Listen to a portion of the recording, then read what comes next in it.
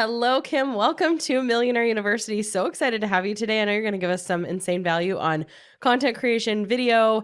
You have an extensive background. I'm going to let you just kind of share your story with our listeners, but thanks for taking time to come on and share what you're going to share with us today. Thank you so much for having me. I'm excited to be here. Yeah, you're beautiful. I know you're coming at us from the East Coast. I see some awards in the background. So give us a little insight into your life, your background, and what kind of got you to what you're doing right now, and then what that is. Amazing. So I live in New York. It's a little cold here right now, but I started off. I was a TV producer for about a decade. So that means I was writing scripts, telling people stories, training people to be on camera under very tight deadlines. People think it's like all glamour. It's like some of it's glamorous, but most of it's like very tiring, but also fun and exciting. So I was writing stories, figuring out like how to tell someone's story in short form, which is very useful now, obviously. I covered everything from breaking news, inaugurations to red carpets. I was at the Oscars once, something I'll tell my grandkids. They'll be like, Granny, I don't care anymore about the Oscars. All right, you were cool once. But eventually, sort of the digital revolution was coming, in like 2015. And I launched the first ever video unit for Us Weekly, the celebrity magazine.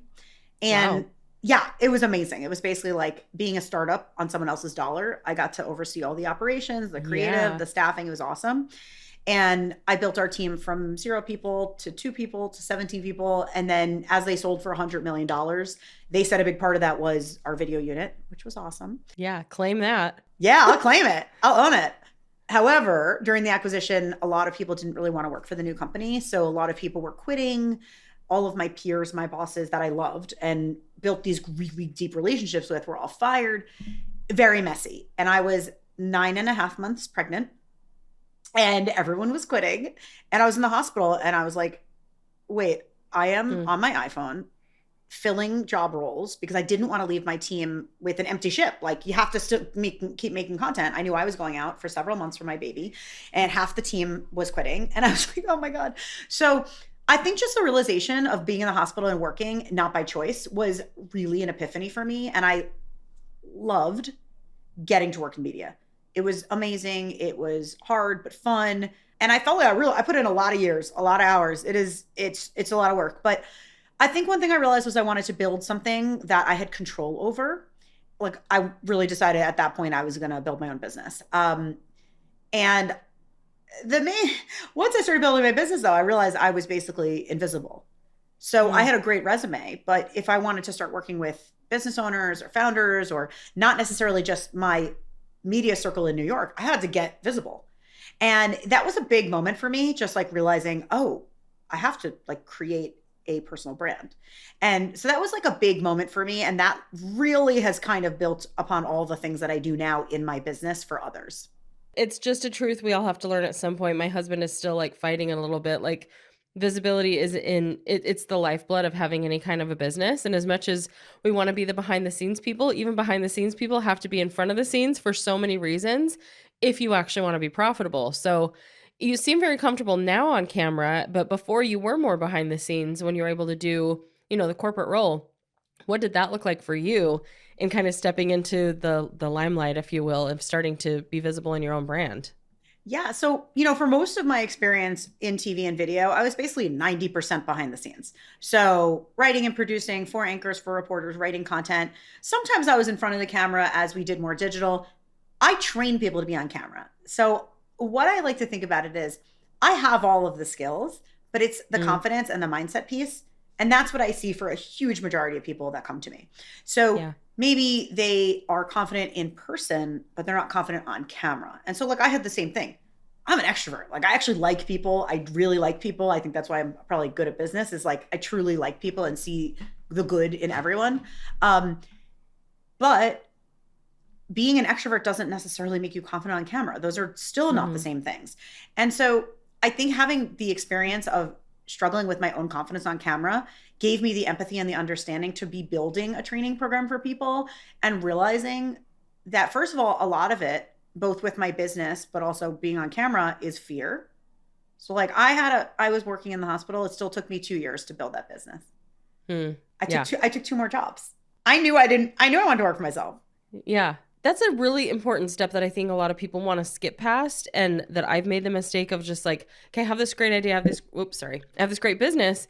And now I'm just going to jump into that. My husband quit his job really early on when we were like, oh, we've made money on the internet. And it's so wise to keep, like, don't quit your day job Yeah. just yet as you're Yeah. building that. Because I would imagine the pressure that you would have put on yourself to needing, not just needing it because it's like it's an essential skill to gain, but like I have to get good on camera. I have to build this personal brand within 3 months or else my family doesn't eat is not going to help your cause at like showing up authentically, right? 100%. Right. It's always like, oh, I wish I had done that a little sooner. I mean, I think about even, I had all of this great access in media and I didn't really take a ton of footage or videos because you're in the middle of doing it. You're not sure if Yeah, you're you're supposed to with your working. business, you're working. But yeah, I mean, it really was that epiphany of like hiding from the camera is hiding from clients. Mm-hmm. Who's going to find me? No one's looking for me. So you have to make people find you. And so Sadly.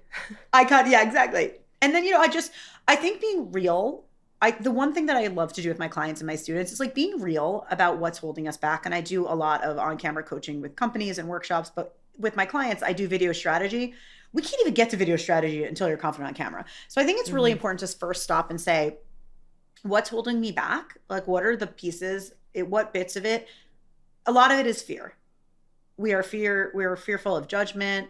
We're afraid we're going to look like an imposter. Maybe we're afraid to fail. But until you acknowledge that it's fear and then you find motivation, you can't really get to the next step. You really can't. Mm-hmm.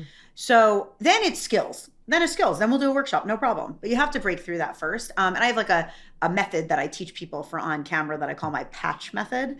But that again is like, it starts with that mindset piece. Yeah. So I know you mentioned some of the fears. What I've discovered is it's really powerful to do this like curiosity even with the fear.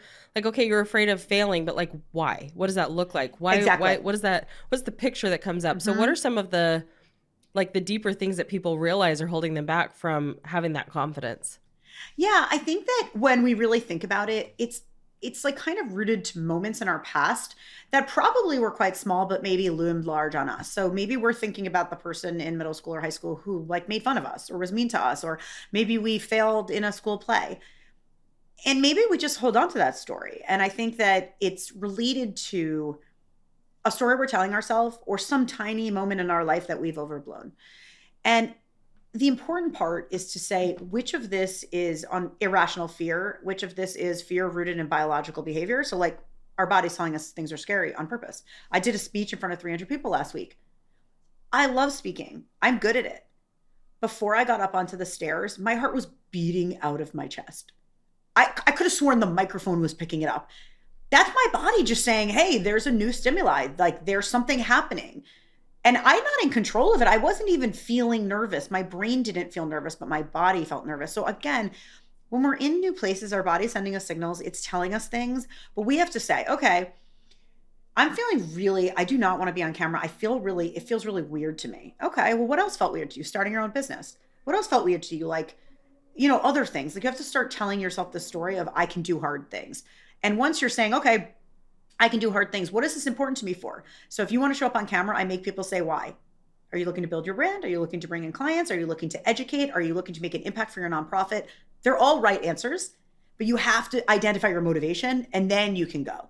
But until you get there, you can't. Like I'll say to someone, I'm like, okay, how shy are you? How nervous are you? We work together on that. But there's a certain part of it. You have to work on that. You have to get through that. Yeah. Oh, and I know for so many people that can be the deal breaker where it's like, I'm just not going to do it at all. Yeah. That's Right. just way too hard. I can't push Right. myself to that point. Right. As you get people addressing and recognizing those fears, I would imagine a lot of it is just action, right? So like what's like a safe way that you would say to someone if they're afraid of showing up in front of the camera, and what's kind of a guided process to finding those fears, and then what do you do when you've identified them? I know I have people ask me that a lot in my Sure. coaching, like, okay, awareness is powerful, and then what? Like, how do I Hmm. do this then? Do I Yeah. practice just like recording video of myself Sure. that I'm not going to post? Like, what are some of Yeah. your recommendations to overcome that initial hurdle? Sure. So I have a thing called the patch method to be more confident on camera, PATCH. So I really start with P is prepare. So again, you're preparing your mindset, what we were just talking about. You're preparing your mindset. But then right after you're preparing your mindset, you're actually preparing your message. So if you don't know what you're going to say, of course you'll be nervous. So even Mhm. just starting with your main idea of like, I'm going to record myself talking about my meetings today. That's easy. Just talk about it, right? So you're just kind of getting that muscle built. The A is authentic. A lot of times we are looking at people online that are like celebrities who are like literally paid to be perfect. And I think Mhm. it's important for us to just kind of let it down. Who are the people you follow? Who are the podcasts you listen to? They're probably not all of these like perfect heroes that we think of. They're just regular people who are passionate. And so lower the barrier. If you're being yourself, you're good. Right. So I have clients who really like once they've tapped into that authenticity has really unlocked a lot of business. It's like one of my clients, Jessica, she's a mom of two young kids building her business.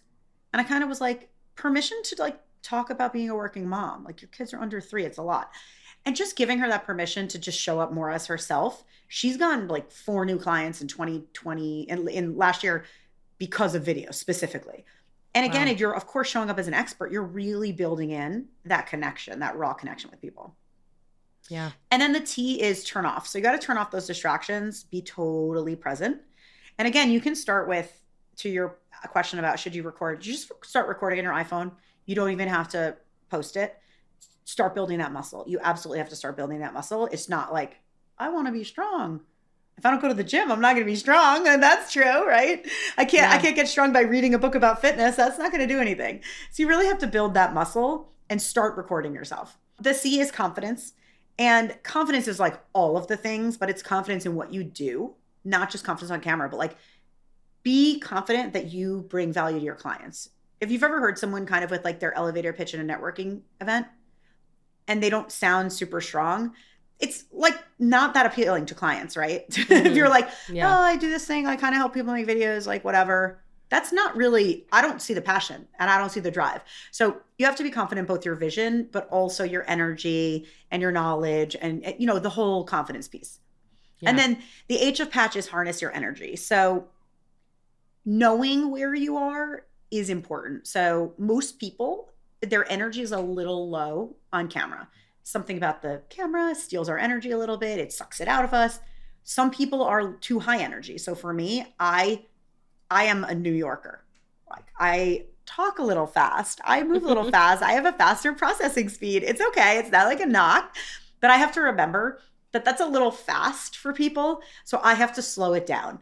I'm still being authentic, but I'm reminding myself 20% slower, Kim, 20% slower. Let Mm. people process. So really when you're talking about harnessing your energy, it's usually people boost your energy a little bit. Most Mm. people are a little below the line of energy. So as if you're welcoming people into your dinner party, that's the kind of energy you want. So it's like, hey, thank you so much for coming to my dinner party.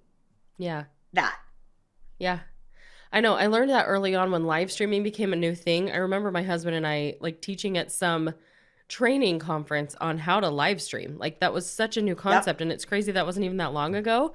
And I remember the shift in our energy like and we knew this and then we taught this. You have to turn it on like a couple decibels higher, you know? Yep. Because it's not going to translate the way you feel in a live training in the room is very different than somebody who's going to be watching this through a screen. You have a lot of Mm-hmm. barrier with that. So you do have to increase your Yes. energies for people to feel what you're Totally. doing and feeling and being.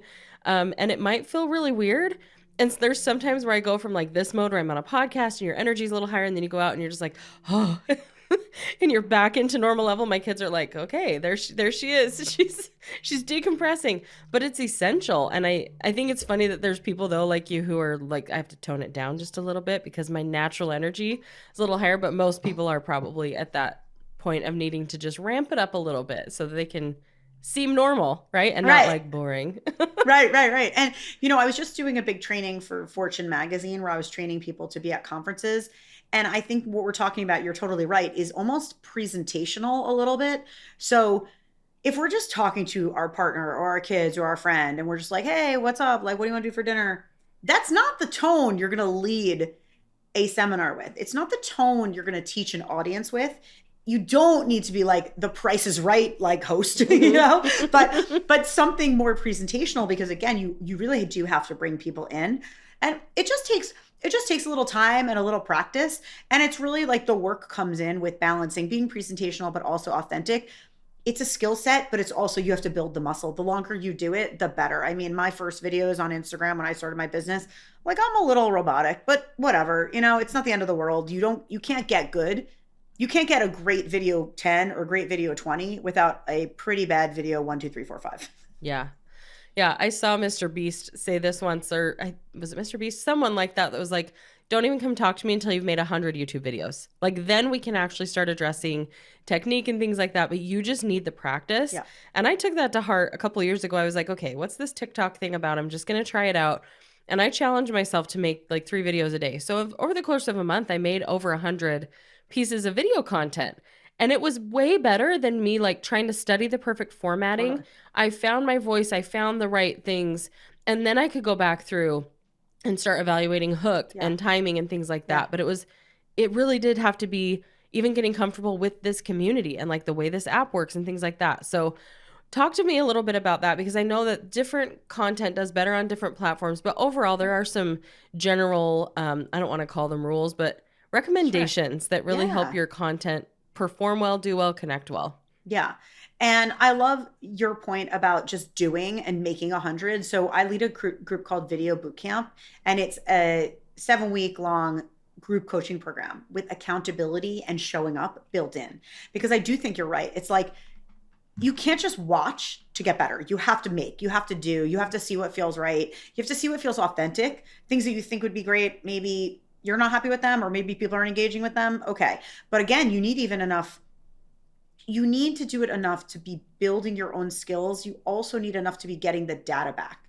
So you can't really see what your audience likes. If you've posted 5 videos in a month, that's not really enough content to get a ton of analytics. So it's both a muscle building, but it's also like marketing. It's not enough input. Yeah. You've got to have more data to evaluate. It's so true. And I'm guilty of this. I've done this on my own Instagram where it's like I post really good every single day for a week and then fall off the face of the earth. Right. And then you go back, you're like, Instagram's not growing. And it's like, oh, because I don't even know what the right thing is to post because I don't have enough data to look at. And it's like taking the ego out. The same thing as I guess you're getting confident on video is you don't make it about everything being in perfect place. It's just like show up and do the thing and make the connection. Totally. And so I think that is, it seems so simple and yet it gets really hard for us. And I think as we get into the nitty gritty of how do I make that much content? I know my fear in the past has been like, how do I not run out of things to say? Or I go veer off into these weird paths because I feel like I can't talk about the same thing over and over. So what do you have to say to that when somebody's trying to like make enough content that they have data and they're feeling like there's no way I can make 100 videos? Sure. I think, first of all, I love the idea of 100 videos, but I wouldn't even start with saying I'm going to make 100 videos. Yeah. It's super overwhelming. Most people are starting with like the basics. So, and even if you've been making videos and you're trying to level up, like if you told me, Kim, you're going to get your PhD, I'd be like, oh, what? But if you're like, hey, Kim, next semester, you're going to take a semester. And the next semester, you're going to take another semester. I'm like, okay, that seems manageable. So I wouldn't even start with like the concept of 100. I think it is overwhelming. I think there's a couple of tenets of how to make quality content. I call them the 4 C's. So the first C is that confidence piece that we talked about earlier. And actually, one thing I forgot to say earlier, one thing I like to tell people is escaping the supermodel mode and shifting into teacher mode. So don't think about your lipstick and your hair or your suit, your whatever, and think about your message. A teacher's not at the front of a classroom worried about her hair or his hair. That's not. They're really focused on message. So escape that supermodel mindset and focus on the teacher mindset. What value do you bring? Who can you teach? Don't worry about who's going to listen to me. It's like, just show up with what you know. Okay. So that's the confidence piece. Focus on your message and who you're serving. The second piece is clarity. So again, people feel really overwhelmed because it feels broad. Well, it shouldn't be broad. If you're a business coach, who do you serve? Right? If you're a wellness coach, who's your cohort? If you are a career coach, are you career transition coach? Are you an executive coach for people to get to the C-suite? Like, these are different type of things. Do you work with people in cities? Do you work with people in rural area? Like, get super, super clear on your business and on your personal brand, your professional brand. And then clear in terms of videos. I mean, I like to say 1 video, 1 nugget. So 1 video is 1 message. If you're doing a really long video, it's still, you have a headline, right? Your whole video ties into one thing. It's not boom, boom, boom, boom, boom. And so the clarity is both the clarity of the brand and the clarity of the video. Um, the next C is credibility. So credibility is key. Clients have to trust you. If they're going to hire you, they need to trust you. But that credibility piece is just key. You could be very likable. You could be very engaging. Your videos can be very high quality. Like, I'm not going to see a doctor if I don't see their diploma on the wall, right? Mm-hmm. When I had one of my clients came to me, he's like, he had 300,000 followers on TikTok. So I was like, oh, it's interesting. Like, let's talk, right? But then I'm like, oh, so if you have 300,000 followers on TikTok, how's it going? And he's like, I want you to help me make sure it's converting. I'm not sure it's converting. I was Hmm. like, ah, okay. So he had amazing content, creative, beautiful, nicely shot. The credibility piece. I was like, I want Hmm. people to see you as the expert, not just as like the face, right? Really, I want them to hear your expertise because sometimes we can get stuck in the like cutesy videos where everything's pretty and looks cool, but like, do I think you're an expert or do I just like your video because it's eye candy? Yeah. I'm entertained, or am I like, it's that infotainment, right? Like we can Right. do a little bit of both, and we Yes. have to create that Right. But credibility.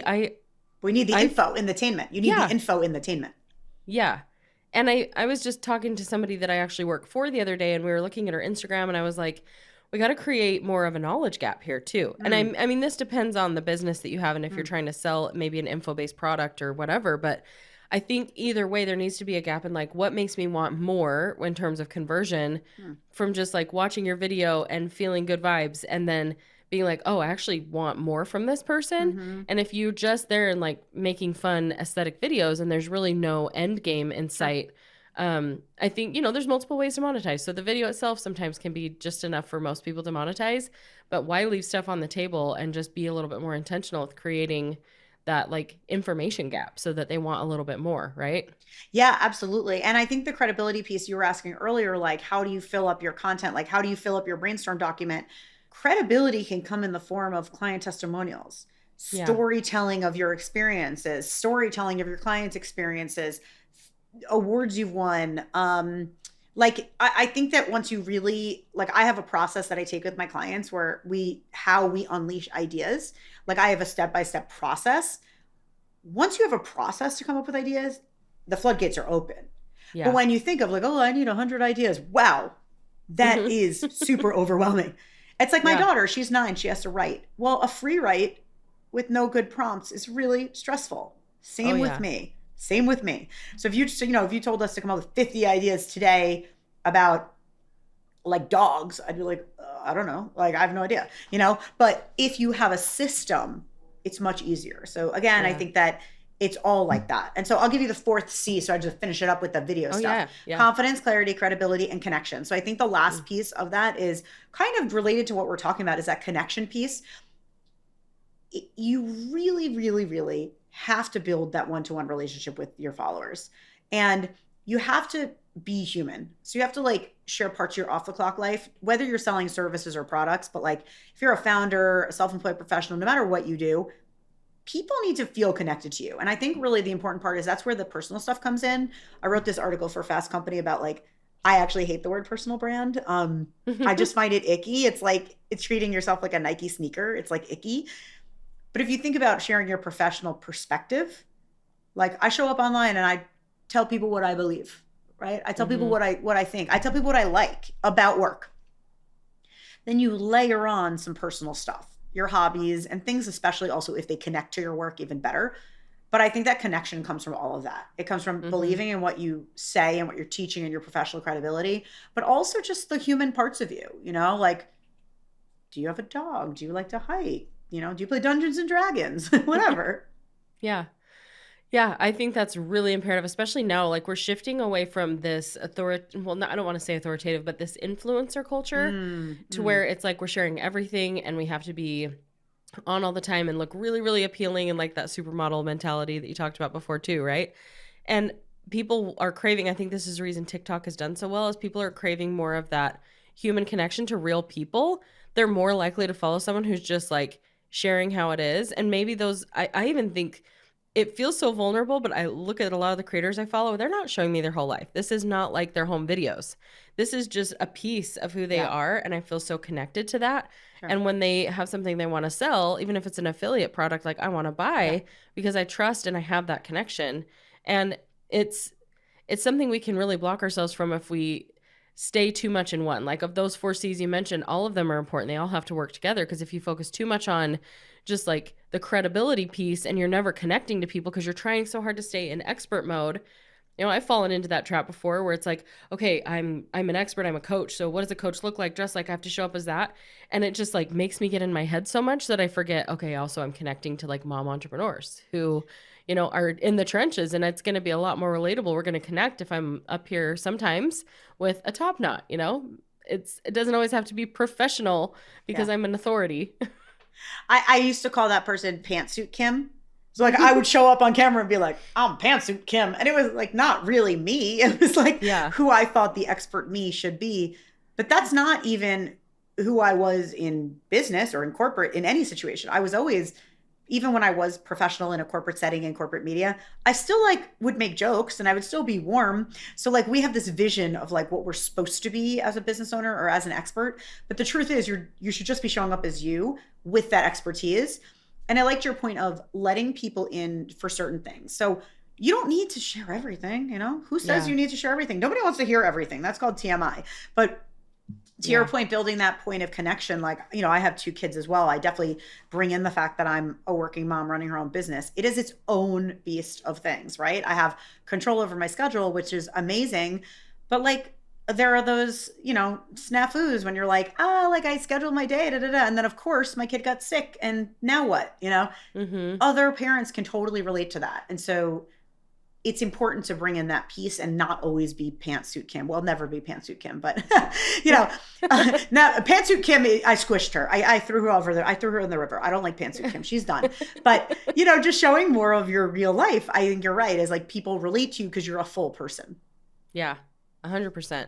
So talk to me a little bit about platforms. Is it like, do you kind of coach on all the platforms? Do you find that there's a different way to show up on each, or you find that it's all kind of melding together? You can totally repurpose and have the same effect no matter what platform you're creating on? Sure. So one thing I do when I coach my students and clients in video boot camp or one-on-one training, we very much first start with the messaging and the strategy. So who are you? What are we showing up as? What are you about your personal life we want to bring in? Who you talk to definitely impacts what platforms we decide. Yeah. And I think which platforms, how many platforms depends on your support. If you have a support team, I say go on as many as you can. If you're a Mhm. solopreneur juggling and doing it yourself, I do not think that's a good idea because you're better off going deep on a few Mm. platforms rather than shallow on all of them.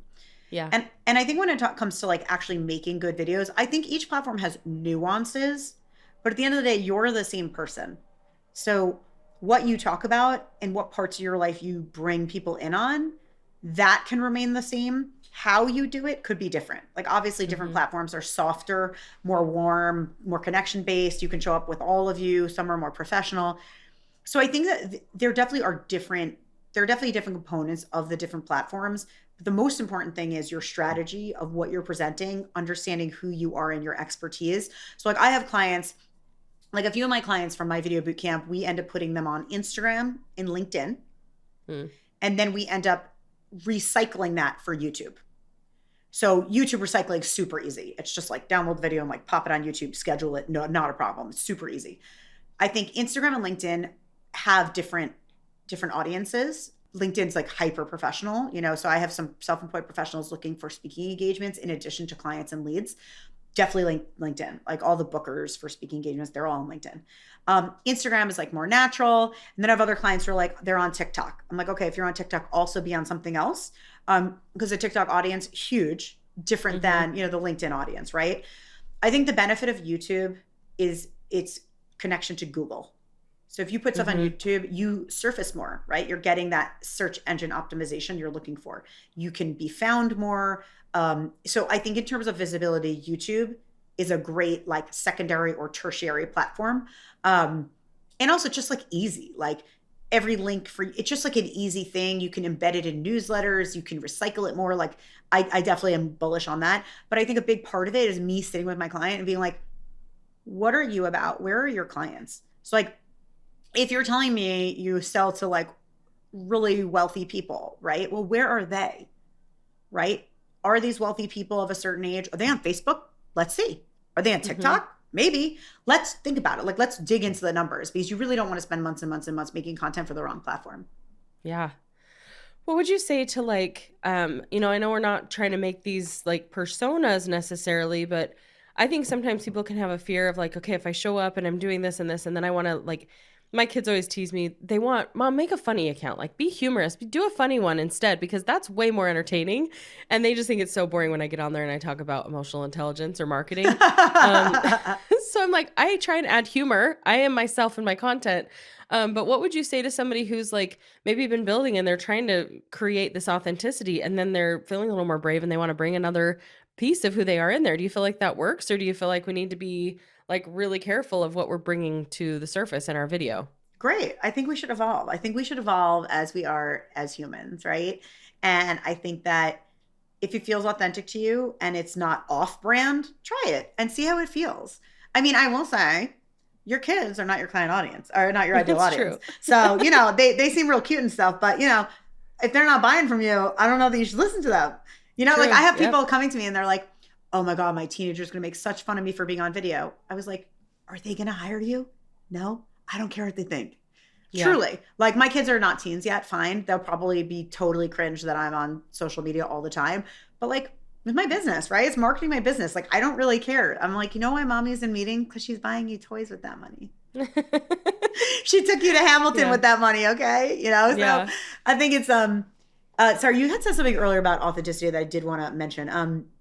One of the things I think is important, like as you kind of find your voice, is honing that voice. So a lot of times people will come and they're making content, they're getting a following, but they're like, is it bringing me leads? Is it bringing me clients? When I first started promoting my podcasts, I basically did a bunch of podcast swaps for my podcast called The Exit Interview with Kim Rittberg. It's about self-employed professionals, inspiration and action. So people's journeys, but also tangible tips on how to build your business with balance. With balance. Yeah. So when I first started doing it, I was like all information all the time. And there really wasn't much of like Kim who makes jokes and is loose and fun, really at all. And so my first like 8 to 10 interviews like didn't really move the needle. They didn't Mm. really move the needle for listenership. They didn't really move the needle for my business. I got some followers, but it wasn't earth shattering. I kept doing interviews, obviously, because that's just a part of the business. I did one interview. This person has a big following, but that's not necessarily just it. I went on that interview. I did the interview and I really was much more myself. And I was really more real about my own life, my own experience, and what I do for work. And I sold $30,000 in work just from that Mm. podcast. People were jumping into my inbox. Hey, Kim, I heard you on that podcast. I'd love to hop on a call. And then I have another podcast that I guest host on. People message me like, I feel like I know you. And someone got on the Mhm. call with me at a discovery call. They're like, I feel like we're friends. You seem so cool. That's what authenticity is. It did not happen overnight. It took me a while. It was a lot of trial and error. When you're showing up to a podcast interview or you're showing up on video and you're really unleashing, if you want to be humorous, be humorous. Like if that's natural to you and you really are funny and it's not forced, do it. Like that's people are going to like that. So I Yeah. think that, I have some clients who do some really funny videos and it works for them because it's real. So Mhm. like, I mostly, executive coaches, real estate agents, business owners, coaches in different spheres. So life coaches. I have one agent actually, he does really funny videos. He used to be an actor. He loves being on camera. He brings that. He's like, does these really cute dancing videos where like, he's like a tap dancer in a fancy apartment. And it's just really cute and it's different, right? Yeah. That's authentic to him. So that works for him. But other people, I don't think that works for. I just don't think Mhm. that works. And some people like to do satire. I think satire is great. If you can make it work, amazing, right? But I think it's just important to really loosen up and unleash your actual personality. And again, that comes with practice, right? Yeah. Like the first 5 podcast interviews you're going to do, the first 10 or 20 videos you're going to do, you're probably not going to be the most authentic you, and that's fine. But Yeah. over time, like realize the more you practice, the more you get on camera. If you start showing up every single day on camera, on Instagram stories, Facebook stories, whatever, like just that kind of expiration date type of content where it's expiring after a day and you don't have to be so precious about it.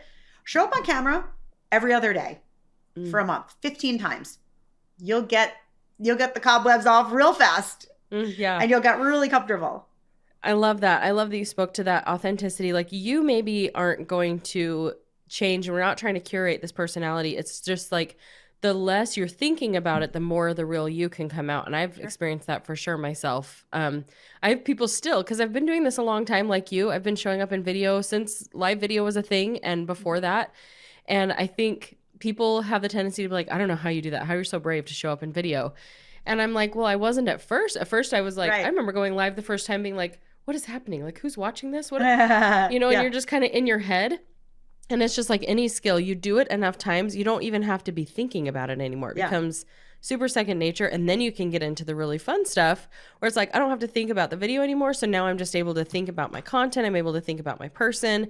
And it's such a more vulnerable thing, but you do have to go through the process. Like you do have to give yourself that time and that freedom to just have some of the stuff that's a little cringe and it's a little, stiff and everything. And then it comes. And I think everybody needs to hear that because it's like in a business, right? You start and you do something the first time and you're like, oh my gosh, it took me 6 hours to do a blog post or to create an Instagram post or whatever.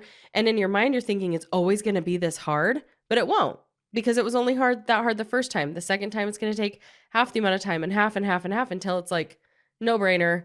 So I think it's a good reminder that we have to know it builds upon itself, it compounds, and it's not always going to be, it's not going to require so much mental effort, but it is important to learn it and have that strong foundation so that you're also not just throwing spaghetti at the wall, right? You're not just like 100%. trying to fight yourself and resist all of this fear. You're like leaning into it and you feel like you have that structure and that guidance so that it doesn't have to feel Yeah. so scary. So It's like everything is hard at first, right? I mean, Yeah. my business, oh my God, I was using my Gmail when I started. weren't we my, all? my Yahoo, friend's like, Gmail. yeah, my friend's like, you got to stop using your personal Gmail. I was like, okay. It's like everything at the beginning is hard. Yeah. And I don't just mean the mindset piece. I mean, literally, it's hard to learn new skills in every area, right? So Yep. some of us like marketing more naturally, or some of us like operations or like the financials more naturally. And the other things are, okay, well, let's figure it out. Even if you don't want to make the videos yourself, you are still the chief marketing officer for your business. So you need to understand what you're going to make, even if you want to delegate it. So Mhm. I don't do my books, but I understand my books. Yeah. So I get it. She sends me the top line. Okay, here's how much you made last year and here's the different buckets it fell into. Cool. Here's your expenses. Okay. I'm not going to do my books, but I understand them. And Yeah. so I think for video, maybe you just need to know how to be good on camera and are better or good on camera. And then what your strategy is going to be, what kind of stuff you're going to talk about. And maybe you're just the face of it and someone else makes the videos and edits the videos and posts the videos. So I don't think also we don't have to be so hard on, oh my God, it's going to take so many hours a week. I don't know. You could probably delegate a bunch of it. Like my most successful clients, they know how to do it. They do it themselves, but maybe they have a social media manager posting, or they have an editor editing the videos. There's just different ways to expedite it. Yeah. Yeah. I love that. It's good food for thought as an entrepreneur because I think when you're in the beginning, you are doing so many things and it Yeah. can feel really daunting, but just give yourself the grace of acquiring the skill little by little and Yeah. take that into your video creation. I think this has been really good food for thought because I know video and showing up in content is one of the silliest, okay, I hate to say silly. It's one of the biggest things that holds people back. And it's easy for me to sit here years in and be like, that's so silly. But I get it because there's still things that I'm afraid of. There's still things that I choose to live in the story of fear than just go after it. But it's such an attainable skill. It's something that you literally can just give yourself some time and get better. And now you no longer have that barrier. Now we can get into other problems. Totally. And I feel like I probably should have said this right at the beginning of our interview, but the main thing is to understand content converts to cash. Yeah. If you don't deeply believe that, you're not going to get on camera. If you believe that and you know that every year video is more and more important and that you're at a competitive advantage if you use video, then you're more likely to break through the barriers. But I do think the people that I meet, I can tell. I jump on a call. I can see if somebody is bought into the idea of video. And then I'm like, let's do this. How can I support you? But you have to really be bought in. I have clients who have made hundreds of thousands of dollars last year from video, from clients.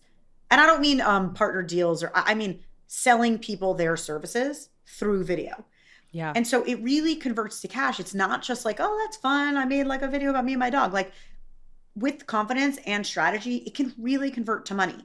And so I think it's important to really own that and to really understand that that's a thing. Because Yeah. I think if you're not bought into it and it doesn't matter enough, you won't. Yeah. It's so true. It is 2025. This is a non-negotiable.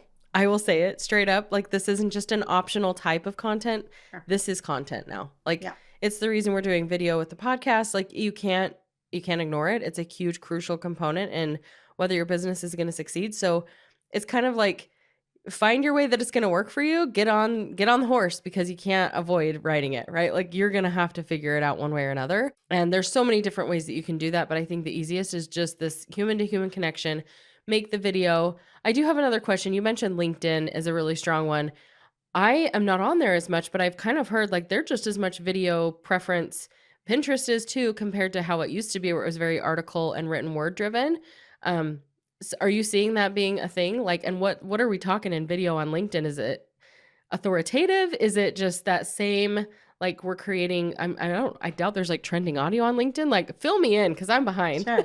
Sure. I mean, every algorithm is promoting video. So I think, we know that the robots like video and humans Yeah. like video. So video is the most shared content online across platforms. Um, and the algorithms like it. So Hmm. when you're on LinkedIn, definitely it's worth playing around. I think because LinkedIn is its own beast, I think it's worth, like, you should look at your competitors and say, what do I like? What makes sense in my space? Because it is more of a professional platform. But that's Hmm. not to say that you shouldn't be vulnerable or more personal, because that content actually does really well, because the same people, the same mompreneurs that you might connect with somewhere else, they're also on LinkedIn. So Yeah. why not be there? And the thing that I like about LinkedIn actually is when people comment on someone else's post, it often gets visible. Like, it'll say, Jenna commented on Kim's post, and you'll see it. Mm. So it really gets you additional visibility too. But Mm. it's a mixture. The content on LinkedIn is also a mixture. It's talk to camera. It's a little lifestyle, but it's not a lot of like dancing type of stuff. It's more Yeah. professionally related, but there is that personal piece of it that people do tie in, because behind every executive or CEO is a real human.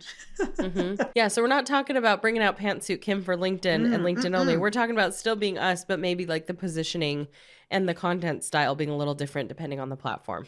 Pantsuit Kim is in the East River. I put her there. She's gone forever. Pantsuit Kim is gone forever. She ain't never coming back.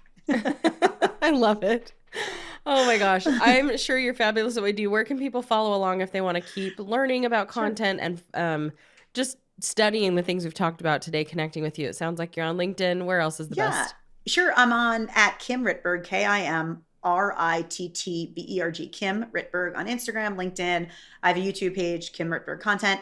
I also have a free download if you'd like. It's Yeah. 10 tips to make videos that are magical and not mediocre. And then there's also a bonus download of how to be on camera confident. So it has like tangible tips that I didn't even mention today, tangible tips on how to be confident on camera as well. And I lead a program called Video Bootcamp. That's a coaching program. And I also do one-on-one and workshops. Awesome.